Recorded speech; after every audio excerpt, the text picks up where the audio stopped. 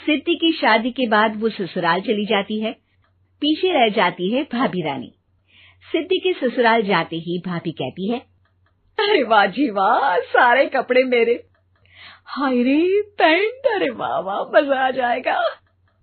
अरे ये सिद्धि की अलमारी के सामने खड़े होकर क्या बड़बड़ा रही है? जाकर देख मेहमानों को विदाई की मिठाई मिली कि नहीं। अब हाँ माँ जी, क्यों नहीं, लेकिन पहले कपड़े तो बदल लूं। अब रानी आ जाती है सिद्धि के उन कपड़ों में जो वो ससुराल जाने से पहले घर छोड़ जाती है। अरे रानी, कुछ दिन रुक जाती। अरे ये तो सिद्धि बिटिया को मैंने ही दिया था, बड़ा ही फबता था उस पर, तुझ पर तो कुछ खास नहीं लग रहा। अब वो ना मेरे सारे कपड़े गीले थे तो सोचा पहन लूं। वैसे भी सिद्धि को कौन सा दिन पुराने आउटडेटेड कपड़ों को पहनना है। वैसे भी ये सूट तो मैंने तभी पहना था, वैसे खास है भी नहीं ये। हाँ ठीक है, लेकिन ना मेरी सिद्धि पर तो जमता था। सारे मेहमान चले जाते हैं और सिद्धि ससुराल से मायके पहली बार आती है।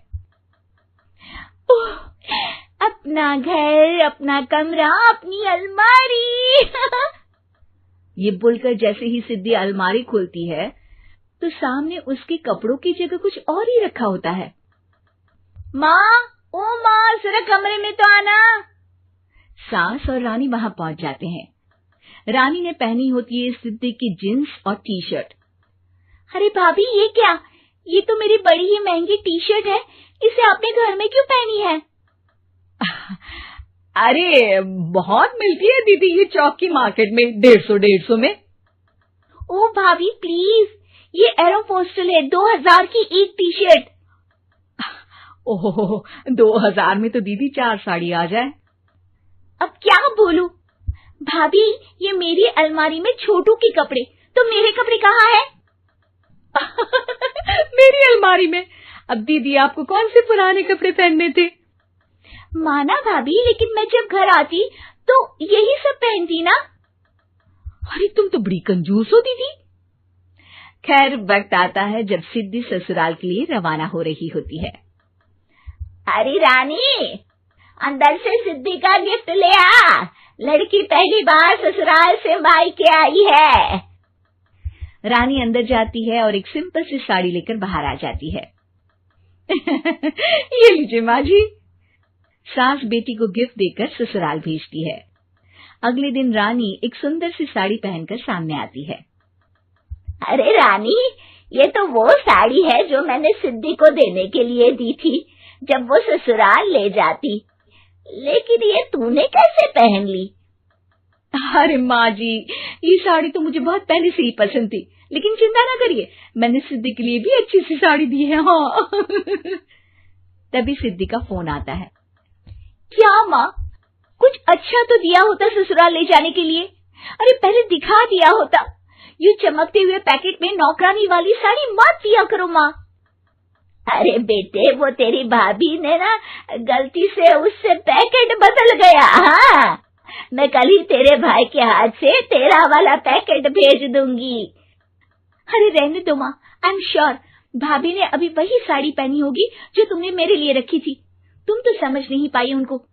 खैर छोड़ो, मैं ज्यादा बोलती अच्छी नहीं लगती, रहने दो, आपको उन्हीं के साथ रहना है, फिर बात करेंगे। सास को रानी पर गुस्सा आ जाता है। वो उसके कमरे में जाती है जहाँ वो शादी का एल्बम देख रही होती है।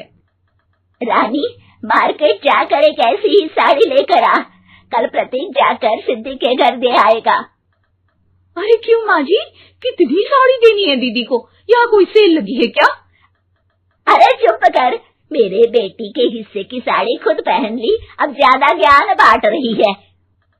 एक दिन सिद्धि का फोन आता है। माँ, मेरी सास ने आप सबको खाने पर बुलाया है। सारे लोग सिद्धि के ससुराल पहुँचते हैं। खाना खाकर वो लोग निकल रहे होते हैं कि सिद्धि की सास सभी को गिफ्ट देती है। अरे बहन जी, बेटी के घर का खाना खा लिया, यही बहुत है जो आप ऊपर से गिफ्ट भी दे रही है। अरे बहन जी, आप भी कहाँ इन बातों पर विश्वास कर रही हैं।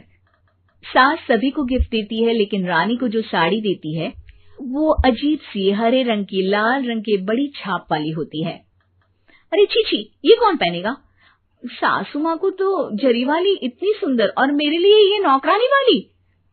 अरे भाभी, दरअसल मैं जब भी घर आती थी आप वापसी में ऐसी ही साड़ी देती थी ना, तो माँ ने सोचा कि आपको आपकी पसंद की ही साड़ी क्यों ना दी जाए। बेचारी रानी, बोलती भी तो क्या। सिद्धि और सास रानी का चेहरा देखकर हंसने लगती है, तो रानी समझ जाती है कि अपने ही बिछाए जाल में वो फंस चुकी है।